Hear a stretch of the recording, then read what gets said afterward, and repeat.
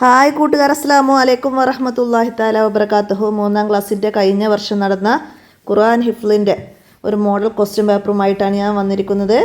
നമുക്ക് കഴിഞ്ഞ വർഷം വന്നത് സൂറത്തുൽ ഖമറിൽ നിന്ന് 1ാമത്തെ ആയത്ത് മുതൽ 6ാമത്തെ ആയത്ത് വരെ നോക്കി ഓതി കൊടുക്കാനാണ് വന്നത്.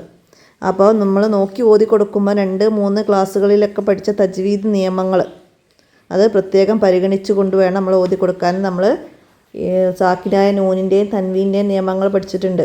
ഉന്നത്ത് ഒക്കെ മനസ്സിലാക്കിയിട്ട് നോക്കി ഓതി കൊടുക്കണം. പിന്നെ നമുക്കിവിടെ ഹിഫ്ലിന് വന്നത് ഏതൊക്കെയാണ് സൂറത്തുകൾ?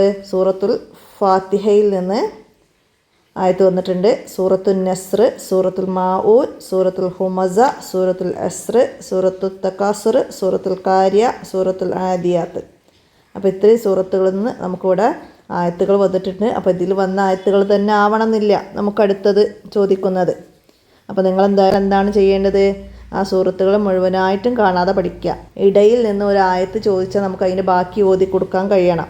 അപ്പോൾ ആ രീതിയിൽ മനസ്സിലാക്കി പഠിക്കുക. പിന്നെ നിങ്ങൾ തജ്വീദിൻ്റെ അവസാനത്തിലുണ്ട് നിങ്ങൾക്ക് നിർബന്ധമായിട്ടും ഹിഫ്ലാക്കേണ്ട ഭാഗങ്ങൾ. 2ാം ക്ലാസ് പഠിച്ച എല്ലാ സൂറത്തുകളും പിന്നെ ഇപ്പോൾ അതിൻ്റെ കൂടെ നിർബന്ധമായിട്ടും പഠിക്കേണ്ട കുറച്ച് സൂറത്തുകളും നിങ്ങൾക്ക് അവിടെ തരുന്നുണ്ട്.